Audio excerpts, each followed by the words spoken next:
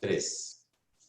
Señores padres de familia, tengan ustedes buenas tardes. En esta oportunidad vamos a compartir con ustedes las experiencias de un profesional peruano que ha emigrado a los Estados Unidos y se está desarrollando profesionalmente allá. Se trata del doctor Jeffrey Quien. Él es abogado de profesión, estudió en la Universidad de Tacna. Bueno, él es también paisano mío, él es de la ciudad de Moquegua, él es promoción 86 del Colegio Nacional Simón Bolívar, muy conocido allá en Moquegua. Él terminó en la Universidad de Tacna, Derecho, y posteriormente se fue a estudiar una maestría allá en Washington, en Estados Unidos. Ha estudiado una maestría en Derecho Internacional, ha hecho una maestría también en Business Administration, un MBA, si no me equivoco. ¿Cómo estás, Jeffrey? ¿Qué tal? Buenas noches. Bien. Gracias por la invitación y gracias por la introducción generosa. Yo creo que eres muy modesto en ese sentido, pero realmente es un honor compartir contigo y que nos des un tiempo a la comunidad educativa.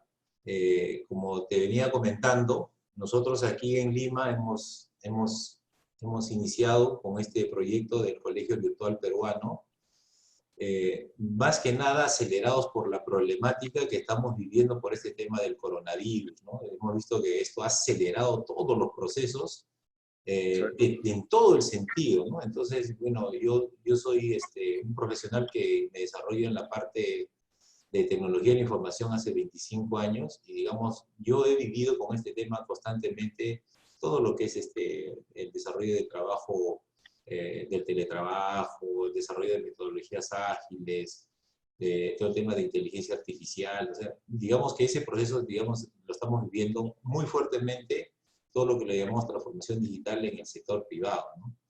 Pero cuando veo en la parte educativa, veo que, pucha, es cero, ¿no? No hay nada por ese lado. Por esa razón que nosotros hemos incursionado en ese tema desde el punto de vista privado y hemos aperturado este Colegio Virtual del Perú. Entonces, yo quisiera que nos comentes, desde tu punto de vista, tú ya estás 20 años viviendo en los Estados Unidos, digamos que tienes una percepción un poquito más globalizada, ¿no? Quisiera que nos compartas con toda la comunidad para saber, desde tu punto de vista, qué es lo que ha sucedido en el mundo con este tema del coronavirus, cuál es tu visión que nos compartas para estar sintonizados de lo que se viene en el mundo, ¿no? ¿Qué se nos espera para estar todos preparados? Mira, con esta pandemia, que mi opinión es que es una pandemia farsa, es una pandemia falsa, más bien es una pandemia económica, es una cuarentena económica que ha obligado a todas las democracias de Occidente a quitarnos nuestros derechos básicos. Pues imagínate, tú y yo hemos crecido con derechos, ¿no? El derecho al trabajo, el derecho a la libre opinión, el derecho a salir a la calle, que en este momento no tenemos. Inclusive acá en Estados Unidos, no tanto como en Perú, porque en Perú hay un toque de queda, pero sí nos afecta y nos continúa afectando porque se han perdido 30 millones de empleos. ¿Y por qué se han perdido los 30 millones de empleos? Porque los gobiernos locales, las alcaldías o los gobernadores de los estados han emitido ciertas normas prohibiendo el trabajo, ¿no? Prohibiendo el trabajo en los restaurantes, haciendo que los comercios cierren, haciendo que el transporte público cierre. Esto ha ocasionado directamente que la industria del retail, la industria del retail es la industria de ir a comprar una tienda, ¿no? Un centro comercial, quiebre, ¿no? Han quebrado corporaciones muy grandes como Macy's, ya presentó para bancarrota, JCPenney, ¿quién más? No me acuerdo los nombres específicamente, pero... Nos comentas, estoy escuchando 30 millones de empleos. O sea, 30 millones de empleos. Es como decir que toda la población del Perú está desempleada producto de este coronavirus. O sea, esas son las dimensiones.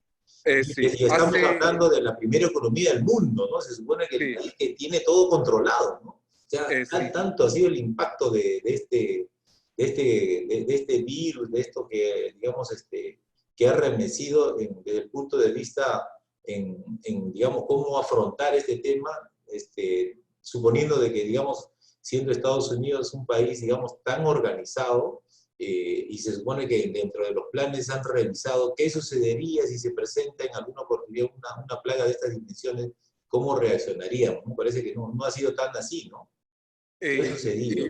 Los planes para pandemia sí están dentro de los planes de defensa, ¿no? Porque es una pandemia, podría ser una guerra bacteriológica o una guerra biológica. Si es que analizamos la teoría de que China, por ejemplo, nos ha atacado con el virus. Pero lo que sí sorprendió es la reacción de los Estados Unidos y la reacción de Occidente, que inmediatamente cerraron la economía en vez de mantenerla abierta. La cerraron la economía. Cerrar la economía, por ejemplo, en países, digamos, del tercer mundo, ¿no? Donde la economía es informal y hay muchísima gente que sale a trabajar, gana lo que gana en un día y eso sirve para comprar comida, eso se acabó de un día para otro. Aquí en Perú la estamos viviendo pucha, realmente bien, bien complicada la cosa, porque al primer mes nomás ya uno de cada 4 peruanos ya estaba sin empleo, ¿no? A este tiempo ya imagínate, ¿no? O sea, la cosa ha sido salvaje, ¿no? Yo he publicado bravo. en mi Facebook, ¿no? Que esto, lo que estaban haciendo en Perú era salvaje, lo que están haciendo en todo Hispanoamérica es salvaje, de prohibirle a la gente trabajar, y hay gente que no tiene para comer en este momento, y como estábamos conversando anteriormente, esto genera una hambruna porque rompe el ciclo económico. La hambruna se genera cuando el usuario final, o sea, el comprador, no tiene capacidad adquisitiva para ir a comprar comida, y entonces el productor, que es el agricultor, dice, ¿para qué voy a producir si nadie me va a comprar? Si no hay dinero. Entonces ahí se rompa todo, se rompe la cadena de producción y genera la hambruna, que ya posiblemente la tenemos. Si es que el gobierno está repartiendo canastas de comida, es que ya existe una hambruna.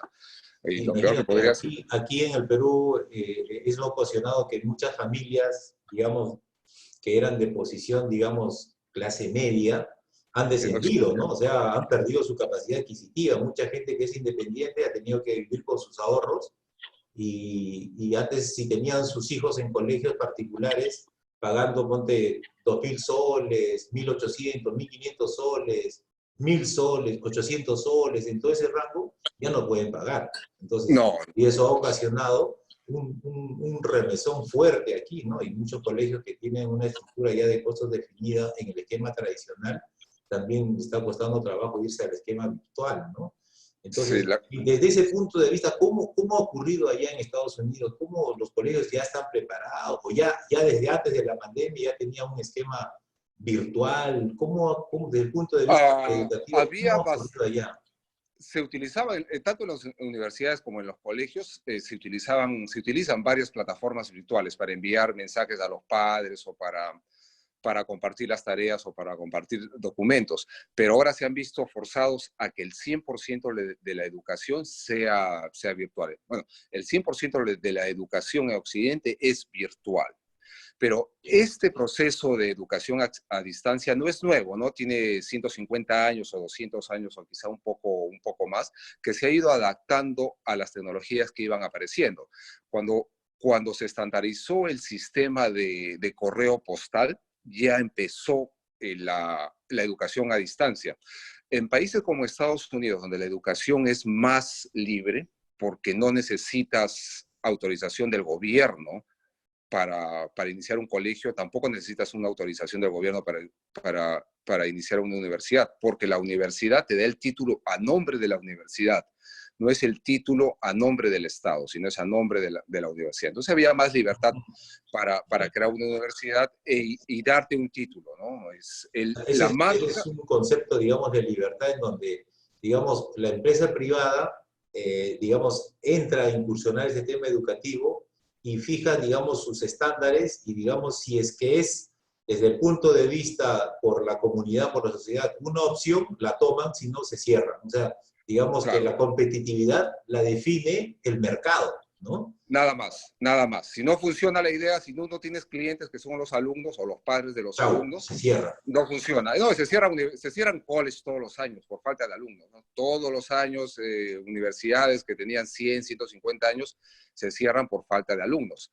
Las universidades más competitivas, las que tienen mejor marca, son los que atraen a los mejores alumnos, y lo demás ya se van a universidades que tienen un nivel de aceptación de alumnos más relajada, podemos ser, ¿no? Las universidades con mejor marca te aceptarían a los alumnos que solo sacan 20, luego vienen las universidades que te aceptan a los alumnos que solo sacan 17, y luego las que solo sacan 15, hasta llegar a las universidades que atienden alumnos que Vale solo decir sacan 11, que está bien. digamos que la competitividad, digamos, está impregnada en los genes de las instituciones educativas. O sea, una institución que no es competitiva por su naturaleza, digamos, deja de existir naturalmente, Sí, porque no va a tener alumnos, ¿no? Y desaparece, debería ser sí. allá. Sí, Interesante. desaparece. Entonces, si es que estamos hablando de ese tamaño de estándares de competitividad de los colegios, de las universidades, ¿por dónde está yendo la tendencia educativa? Ahora que, por ejemplo, estamos con temas de pandemia, ¿cómo ha cambiado la filosofía o el esquema de trabajo? Tú me dices que ya este tema lo vienen trabajando desde hace mucho tiempo atrás, 30, 40 años atrás, ¿no? Ahora, Sí. ¿cómo se está reforzando o reorientando, digamos, la estrategia educativa? Mira, las universidades siempre han ofrecido carreras a distancia, ¿no? Online, por internet. No tenía una aceptación debido posiblemente a la costumbre, ¿no? Porque estamos acostumbrados al método socrático hace, bueno, ¿qué te digo? 1000 años o 2000 años. El método socrático es de que hay un profesor al frente de una cantidad de alumnos, que puede ser 15, pueden ser 10 o pueden ser 150 alumnos en un salón. Entonces, esa tradición no se ha perdido, y no se perdió cuando apareció la educación a distancia, pero lo que estamos viviendo ahorita ha obligado a cambiar totalmente el proceso. Ahora es 100% todo educación digital. Ahora, ¿qué es lo que va a pasar cuando la pandemia se termine? Si es que termina, porque acá hay cosas muy raras que podemos discutirlas después. Va a continuar el 100% de la educación a distancia o el e-learning en las escuelas y en las universidades? Y yo opino que sí. ¿Por qué? Por el costo. Lo primero que analizo es el costo. En países como en Perú, donde la educación es pública prácticamente, a ver, tú ayúdame, en Perú, ¿cuál es el tamaño de la educación pública? ¿Un 80%, un 90%? Sí, más o menos está llegando a un 80-90% del tamaño que cubre la educación pública aquí en el Perú. Claro, ¿no? Y hay quejas de que no es de muy buena calidad. Bueno, con el e-learning, con la educación digital, los costos para el Estado de promover o de dar este servicio podrían bajar, ¿cómo te digo? Un 90% posiblemente, porque ya no gastas en infraestructura, no gastas en agua, no gastas en luz. Solamente tendrías el factor profesor, el factor maestro. Pero con la educación a distancia, un maestro podría atender a ¿cuántos alumnos? 100, 200, 300, 400, quizás a 1000 alumnos. Entonces el costo baja. Ahí Ahora, ocurre un fenómeno que hemos observado. O sea, por ejemplo, acá se ha implementado el sistema Aprendo en Casa, ¿no? En donde he visto que los profesores de escuelas públicas realmente se sacan el ancho y el frío. O sea, están trabajando mucho por más supuesto, por porque ahora supuesto. el esfuerzo es de mucha, o sea, lo que veo que hay un gran esfuerzo de gestión en coordinar de que los Sí, chicos, de los alumnos, lean el WhatsApp, porque la profesora les manda por WhatsApp el tema, lo que van a trabajar, y muchos no se conectan, no tienen equipo, el celular es de su papá, se fue a trabajar y no lo trajo, o se quedaron sin saldo. Y la profesora claro. está interesada en que los chicos lleguen. Y una vez que llegan, los chicos trabajan, mira, de alguna manera están logrando algo de que los estudiantes trabajen solos y con los papás. O sea, hay un beneficio, hay un logro que hay que rescatar y me parece muy valioso porque hemos visto que algunos estudiantes están logrando resultados. O sea, con todas las dificultades, parece mentira, pero digamos las dificultades hacen de que la creatividad aumente, los padres de familia están trabajando mucho con sus hijos, ¿sí? Pero digamos, aún con todo eso y las limitaciones, digamos, sumado todo el esfuerzo y todo, digamos, no se va a comparar al esquema socrático que tú comentas, pero eso nos ha hecho ver, digamos, que el factor acá, digamos, que hace que el esquema esté un poco limitado, es de que no haya, uno, no hay energía eléctrica en muchas zonas, ¿no? Dos, Sí, sí, sí, sí. menos internet, ¿no? Y en otras zonas no llega la señal, en otras no llega ni señal de radio ni de televisión, ¿no? Esa es la Claro, del país. claro, claro. No, pero de todas maneras la En reacción estas del zonas maestro yo creo que peruano, va a tener que seguir el esquema tradicional, ¿no? O sea, abrirlo más, porque y además, posiblemente, no sé todavía, yo no lo sé todavía, porque te digo, hay un factor de costos. Y bueno, la reacción que ha tenido el maestro peruano, mis padres son profesores, ¿no? Ya fallecieron, pero ambos, mis padres son profesores y mi hermana, mi hermana que es profesora, y la reacción que han tenido a adaptarse a esta nueva tecnología en cuestión de semanas ha sido increíble. ¿Eh? Es un caso de estudio, va a ser un modelo de estudio cómo la educación peruana se adaptó en una semana de la tradición socrática a digital inmediatamente, y la relación de los padres también. Pero ahora mira, ¿qué va a pasar cuando los padres salgan a trabajar? Va a ser un poco más difícil, pero va a tomar un tiempo en que el alumno se acostumbre a estudiar. Esa es una parte. Lo que yo estoy viendo y lo que va a suceder, esto tengo la seguridad, de que el maestro, me da un poco de pena decirlo, va a ser reemplazado por un machine algoritmo, learning. que Sistemas, es inteligencia sistemas artificial. expertos. Sí, sí, sí. Eso va a ocurrir porque, fíjate, los programas de sistemas expertos, y eso sí ya es un poco mi terreno porque trabajo en ese tema, los sistemas expertos pueden rápidamente saber, digamos, pueden aprender lo que tú estás aprendiendo. O sea, tú proporcionas cierta información y el sistema aprende lo que tú sabes. Tú le vas enseñando. Claro, Entonces, es fácilmente medir el aprendizaje individual de cada una de las personas. a eso Tú le voy, puedes a eso construir voy. un currículum a cada uno individualmente. O sea, Eso va a ahorita pasar, ya es eso va a pasar. Mira, para tomar en consideración solamente el caso peruano, en que el gobierno va a entregar tablets, ¿no?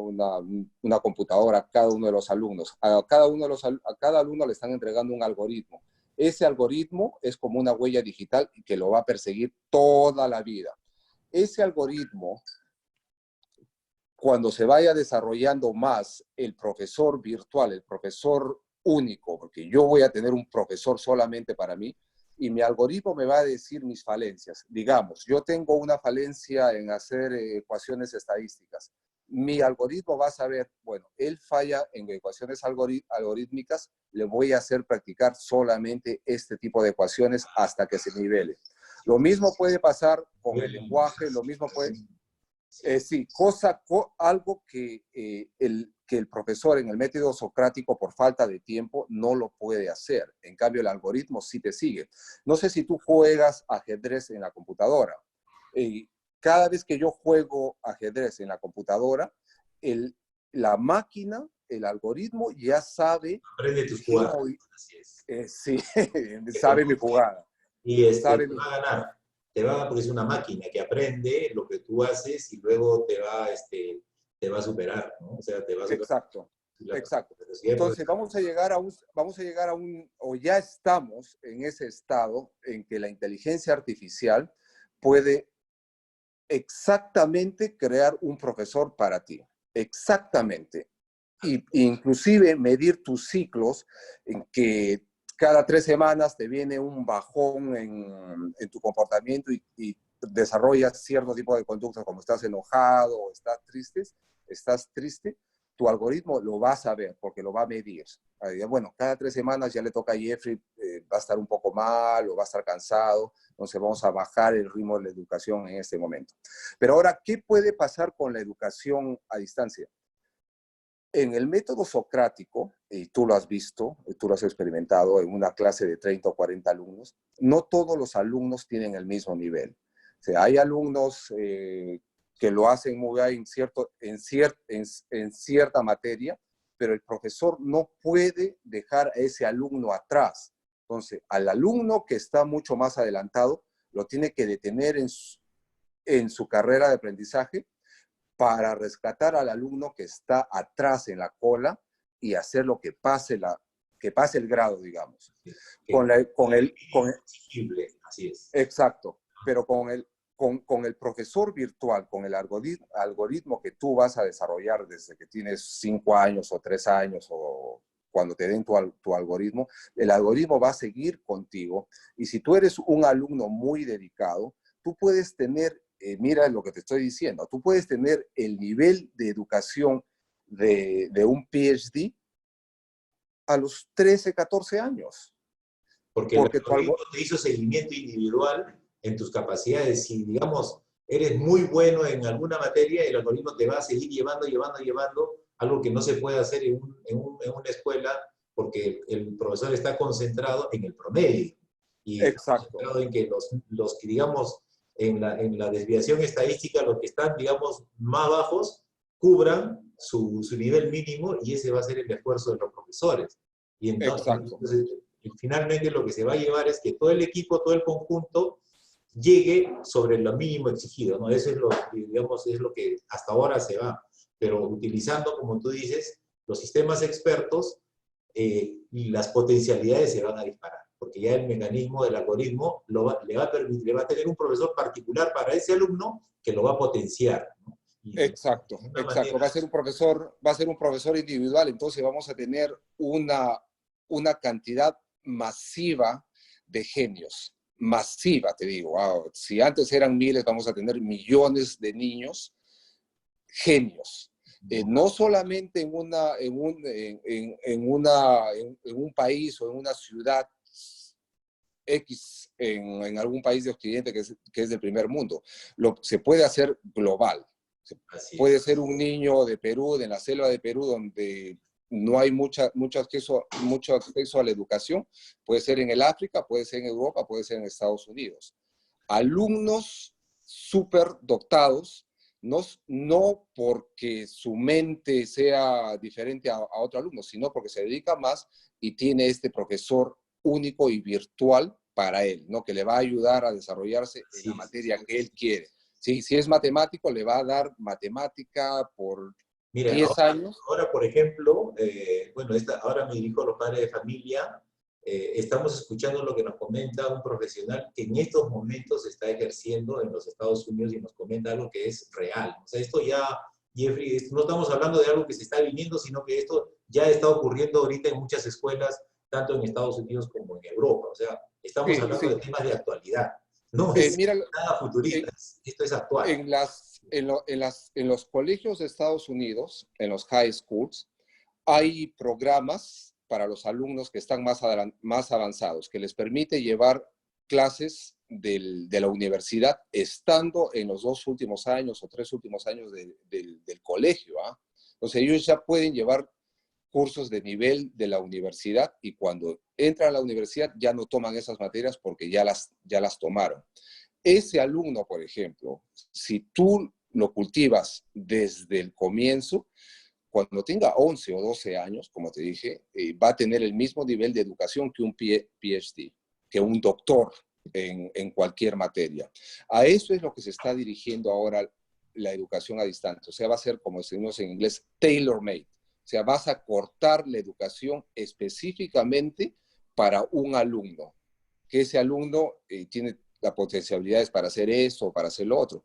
Se puede hacer con cada uno de los alumnos, con cada uno, porque vas a tener un profesor digital para cada tipo de interés que tú tengas. Puede ser que un alumno tenga un gen para ser músico y su algoritmo le va a enseñar solamente música y cuando tenga 15 años o quizá 10 años va a ser Mozart por el entrenamiento que ha tenido. Tú sabes que es entrenamiento nada más. Y uno es lo que el profesor te ha enseñado. Si te has tenido la suerte de tener unos profesores excelentes, vas a ser un excelente profesional, un excelente ser humano. Pero ahora con el algoritmo, con la inteligencia artificial, todo el juego ha cambiado, absolutamente. Entonces, Jeffrey, estamos hablando de que ahora, debido, o sea, esto, digamos, esto que estamos viviendo ahorita, ocasionado por esta pandemia, digamos, ha acelerado para que esto, digamos, se replique en todo el mundo, porque esta va a ser, este es el nuevo estándar, la nueva normalidad. Sí. Entonces, eso hace que, digamos, las instituciones educativas, las corporaciones educativas, pues ya no inviertan más en cemento, ¿no? Porque ahora ya, no, digamos, por ahí ya no va el tema, ¿no? O sea, no, es un gasto, es un gasto que, sí, no se es va un a gasto poder. que no sirve, ¿no? Que no Ahora hay que sirve. invertir en tecnología, en infraestructura tecnológica, ir a apuntar a estos métodos, nuevos métodos, digamos, educativos que utilizan la transformación digital como herramienta para el aprendizaje y ponerse rápidamente a tono del primer nivel. ¿Tú ves? Sí, mira, lo único que podría detener esto, y va a ser un atraso para los países que no se adapten, son las normas internas en educación que cada país podría tener. En Perú hace poco, creo, con esta ley del SUNEDU, que es una ley totalmente ridícula que destruyó la inversión en educación privada superior, no permitía la educación a distancia, creo que algo así. Y ahora, con esta pandemia, dentro de estas circunstancias, bueno, todo se ha vuelto digital. Pero si el Estado peruano, en este caso el Estado peruano, no permite el ingreso y el desarrollo de esta tecnología, Perú se va a quedar atrás, totalmente. Que el método socrático no le va a servir cuando el resto del mundo va a tener un maestro para cada alumno. Cuando el resto del mundo va a estar produciendo genios, nosotros vamos a seguir produciendo alumnos que pasan las metas que son aprender a leer, aprender a escribir, aprender a sumar, restar y multiplicar y dividir. Nada más. Nos podemos quedar ahí. Por ese lado me parece, yo tengo mucha fe y algunas noticias de manera extraoficial trascendido, me parece de que sí están trabajando al respecto, Jeffrey. El ministerio, inclusive, conversando con un experto de temas educativos, me comentaba que la ley sí prevé el tema de educación a distancia en el mismo sistema que la educación básica regular, o sea que la puede hacer totalmente. Lo que faltaba, me dice que en la ley está, o sea, no lo he revisado, lo voy a revisar, pero que faltaba implementar, digamos, ya los mecanismos de control para que se entre con fuerza, porque con este tema de la pandemia se hace necesario, ¿no? Y entonces al ministerio, yo he estado preguntando al ministerio cuál es la instrumentación para que me permita desplegar el colegio que estoy implementando y no la hay, ¿no? O sea, esto está saliendo producto de la misma necesidad. Así como este colegio virtual del Perú hemos iniciado nosotros, seguramente más empresarios van a entrar en este tema y probablemente empresas transnacionales también lleguen, ¿no? ¿Y cómo vas a manejar la currícula? Porque la currícula la dicta el gobierno, ¿no? Sí, nosotros hemos hecho convenios con colegios. Hemos tenido que hacer convenios con colegios para que ese sea nuestro nivel básico y cero, ¿no? O sea, tenemos que cumplir lo que pide el gobierno y para eso estamos retomando los planes que ya tienen los colegios con la UGEL pactado, su compromiso, vale decir. Y sobre ese piso estamos nosotros trabajando el tema fuertemente de transformación digital para lograr los mismos o mayores resultados. Por ejemplo, digamos, hablemos por ejemplo del curso de inglés. Estamos utilizando algunas herramientas que ya existen, como por ejemplo el Duolingo, que ya tienen estructurado todos los temas, de tal manera que si no hay Machine Learning, de alguna manera te permite tener cierta homogeneidad para que tú puedas, digamos, medir el avance. Entonces, a cada alumno que tiene más desarrollo, dice, ya, avánzate al nivel 4, 5, 6. Profesor, ya lo cumplí. Sigue avanzando porque el caminito ya está hecho. Lo mismo estamos haciendo con matemática, lo mismo con comunicación, y estamos utilizando intensivamente el uso de bibliotecas virtuales, Jeffrey. ¿Te acuerdas cuando estábamos en el colegio? Nos íbamos a la biblioteca. La señora Lula nos atendía, ¿te acuerdas? En la esquina de la plaza que se conocía todos los libros. Era normal ir a una biblioteca. Ahora han entrado, no sé por qué, con tanta fuerza las ediciones que de verdad que yo gasto 200, 250 soles en un libro para comprarle a mis hijos al colegio y que no lo leen totalmente. No, no, Entonces, no, no, no necesitan, sí. entonces, tienen que utilizar bibliotecas virtuales. Entonces, hay que Sí. conocer la biblioteca, la gran biblioteca digital mundial, la europeana, la de la universidad, es esta, César ¿cómo se llama? La de España, la que está en Argentina, no sé, la misma Johns Hopkins que tiene su biblioteca virtual que puedes acceder. Es Entonces, la más grande, dicen que es la más grande del mundo, la de Johns Hopkins. Nosotros no teníamos, bueno, la biblioteca, la librería en la universidad era para ir a leer, porque hay muy pocos libros, todo lo puedes bajar digital. O sea, cualquier libro de cualquier lugar del mundo lo bajas digitalmente, ¿no? Con estudios y todo, y data, y todo. Eso no hay problema. Pero yo creo que no hay que perder la oportunidad que se está presentando ahorita para revolucionar el sistema educativo, que esa es la herramienta para dar el gran salto de lo que estamos al primer mundo, no solamente es la educación. Y una de las anclas eran los colegios públicos, como estábamos comentando, ¿no? Que el alumno, digamos ya, un alumno superdotado, el alumno que solamente saca 20, que deben ser 5 en una clase de 40, a esos 5 alumnos, los demás alumnos los jalan, así es. Hay que potenciarlos, ¿no? los limitan. Esos cinco alumnos, en vez de estar alimentándolos para que cuando terminen el colegio ya tengan un nivel universitario y ya entren de frente a hacer un doctorado, el sistema educativo socrático, tal cual está diseñado, los limita totalmente. Así es. Yo creo que eso no va a pasar ahora con los algoritmos, ¿no? Que cada uno va a tener su profesor particular y le va a decir, oye, tú ya sabes ecuaciones lineales, Así es. pásate al otro nivel o ponte ya a inventar fórmulas. Exacto, exacto. O sea, hay que aprovechar esta coyuntura para, digamos, crecer, o sea, elevar, subir de la valla básica a estandarizar el uso de lo que le llamamos nosotros la transformación digital, que tanto éxito está trayendo por el lado privado. Ahora también que lo use el sector educativo, ¿no? Entonces yo creo que es una Ya. gran oportunidad, por eso yo estoy haciendo bastante, digamos, aquí en Lima, reuniones con muchos profesionales en ese sentido para que más empresarios incursionen en este segmento, en este sector, para apoyar, porque digamos es el gran llamado, ¿no? Bueno, que estamos haciendo acá. Entonces, Yo te quiero hacer una pregunta. ¿Qué te impide a ti que tu colegio sea global? O sea, que tú puedas impartir educación en una ciudad en Guatemala, por ejemplo. mira, el reto, lo que tú me estás diciendo ahorita, simplemente que no lo he imaginado. Pero yo tranquilamente podría contratar un profesor que está en cualquier parte del mundo para que se una al equipo que tenemos. Porque ahorita en el colegio tenemos profesores de Arequipa, de Moquegua, de Cusco y de la Selva, ¿no? Y aparte de Lima. Todos Claro. dando clases a un grupo de estudiantes que también están en diferentes partes del Perú. Entonces, No, lo te que tú hago la me dices, ¿por pregunta qué no porque decir que sea global, ¿no? Que se puede expandir?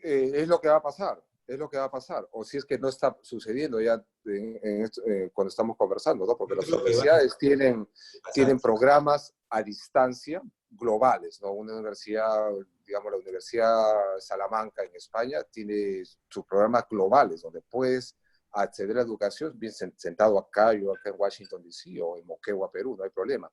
Lo mismo va a suceder con la educación escolar. La única barrera sería las barreras de gobierno, las leyes, que por cuestión de costo, van a tener que cambiarlas.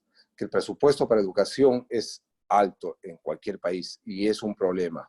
Es problemático, ¿no? Inclusive acá es problemático, hay ciertos problemas ya con los sindicatos de profesores en Washington, D.C. que están, bueno, asustados porque posiblemente sea el fin de la carrera del maestro, imagínate, con esta transformación Yo digital. creo que van a surgir nuevos roles, ¿no? O sea, no, ya el maestro Sí, tendrá que ser, o sea, lo que van a faltar son coach, ¿no? O sea, ¿quién va a hacer seguimiento al crecimiento? O sea, el algoritmo va a trabajar, pero siempre va a existir la otra parte, la parte humana, la parte de valores, la parte sí, espiritual, ¿no? Eso es muy importante, ¿no? Porque sí, sí, mira, y hay que tener en cuenta con esto con lo que está sucediendo ahora, de que hay muchos empleos que ya se han perdido, que ya no van a regresar.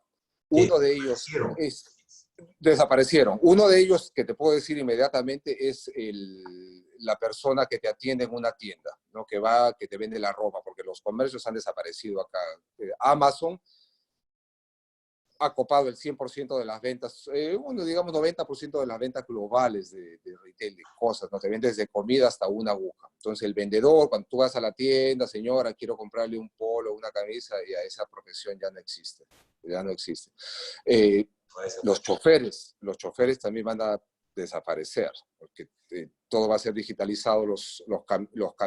Una vez que se instale el 5G acá en Estados Unidos, los camiones van a seguir nomás como una ruta digital, tal cual lo hacen los trenes, y ya no va a ser necesario los choferes. Otra profesión que va a desaparecer es en la industria bélica, los soldados, porque la industria robótica está tan avanzada, tú puedes entrar nomás a ver en YouTube los programas bélicos militares que hay de soldados robots. Es increíble lo que ha pasado. Pero esta transformación que yo la veía venir de acá a 30 años, yo decía, no lo voy a ver, ya no voy a estar acá cuando suceda, ha cambiado totalmente. Sí la voy a llegar a ver, porque la transformación que estamos viviendo ha sido un salto exponencial a la fuerza, ¿no?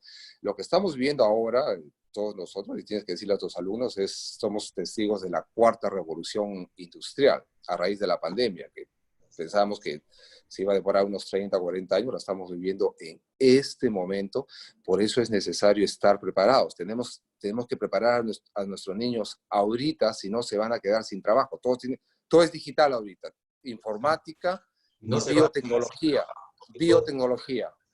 Así es, todo es tecnología. Entonces, la tecnología ha pasado a un papel de primer plano, en donde todas las carreras, todas tienen que ver con tecnología.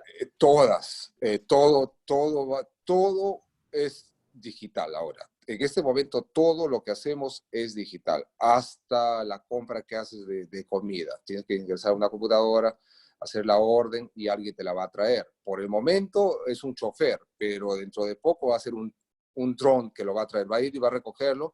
Esos planes ya estaban hechos por Amazon, ¿no? En algunas ciudades los han probado. Va a ir el dron, una pequeña cosita del porte de un plato, va a recoger tu orden, tu comida, y te la va a llevar a tu casa y la va a dejar en la puerta de tu casa. Te va a tocar la puerta o te va a enviar un mensaje de WhatsApp a tu teléfono diciendo, señor Tobala, su orden de pollo al espiedo está en la puerta. Ya, eso va a pasar. Entonces mira la cantidad de... Hoy día, que es domingo 17 de mayo, he visto en las noticias de que ya en Australia y donde más, en Suecia, en los restaurantes son robots. Robots Sí. que llevan, te piden la orden y son parte de la nueva normalidad. O sea, es la nueva normalidad ahora. Es la nueva normalidad, y míralo cómo ha sido esta cosa que estamos viviendo, que yo la llamo una farsa desde el comienzo, ¿eh? de que te prohíben o te dicen el distanciamiento social. A raíz del distanciamiento social, facilitas a los robots que entren a servirte, porque el único que se te puede acercar es un robot. Tú no puedes acercarte a un ser humano porque el gobierno va y te dice no te acerques, o te pone una multa, o quizás te puede meter en la cárcel en algunos países, creo que en China o en Rusia, si te acercas mucho a la cárcel. En Perú te multan, cosa que es ridículo, pero un robot sí se te puede acercar. Imagínate esto, cómo lo han hecho de esa forma. Bueno, estoy siendo conspiracionista o conspiracional. Pero ese es el futuro. Tenemos que preparar a los niños de Perú de una vez. Tenemos que preparar a los niños de Perú. Me van a decir que la agricultura, no, que el agricultor siempre va a estar produciendo los alimentos. Le digo que no, ni siquiera es necesaria la tierra para producir alimentos, porque se hacen casas sombra o invernaderos y se cultiva hacia arriba, en paredes. Esa tecnología ya la tenemos a las afueras de Lima. Yo he visto una empresa X que está produciendo tomates de esa forma. Pero en España, por ejemplo, es masivo eso, ¿no? Los invernaderos produciendo comida, pero hacia arriba. No necesitas ya la tierra, y todo todo es computarizado. Habría un par de personas trabajando, hay un par de ingenieros midiendo la cantidad de nutrientes que cada planta tiene que tener y viendo la cantidad de clorofila y cosas así. Pues esos son los empleos del futuro que tenemos que tenerlo de una vez. Tenemos que tenerlo de una vez. La educación tiene que cambiar ahora. Es una buena oportunidad. Excelente, Jeffrey. Jeffrey, estamos llegando al final de esta entrevista. A nombre del Colegio Virtual del Perú, te agradezco muchísimo, muchísimo de verdad por tu panorama, que nos has ayudado a entender mucho más, y te deseo éxitos allá en tu carrera. Asimismo, siempre desde como buen moqueguano, también siempre te voy a estar molestando para que siempre nos compartas tu visión, porque lo que queremos es eso, ¿no? O sea, compartir todo. Yo creo que si todo el país nos unimos tanto, lo que estamos aquí en el Perú como los profesionales como tú que han emigrado a otros países, nos ayudan a visualizar, yo creo que podemos ponernos al primer nivel rápidamente. Muchas gracias, Bueno, te agradezco ¿sí? bastante y te deseo muchos éxitos. Gracias por la invitación. Y solamente te quería decir a los padres de familia que nos están escuchando que el gobierno, el Estado, no va a hacer nada por nosotros. Nosotros tenemos que hacerlo. El gobierno es una traba. Tenemos que hacerlo nosotros, tenemos que presionar al Estado para que de alguna forma deje hacer a personas como tú un colegio virtual. Que esa es la solución, ese es el futuro ahorita. No solamente para la gente de la costa, de las ciudades de la costa, sino para todo el Perú. O sea, el niño de la selva tiene que tener la misma oportunidad que el niño que va a un colegio en la costa, y la educación virtual lo va a permitir, o lo permite. Así es, así es. Muchas gracias, Jeffrey, a todos los padres de familia que nos han acompañado en esta noche. Les agradezco muchísimo y siempre me despido, siempre con esta frase desde el punto de vista espiritual, ¿no? Que es ver a Dios en todas partes, en todo lugar. Y nuestro lema es ser ágiles e innovadores siempre. Gracias, Jeffrey. Buenas noches. Gracias por la invitación. Saludos. Gracias, gracias. Ok.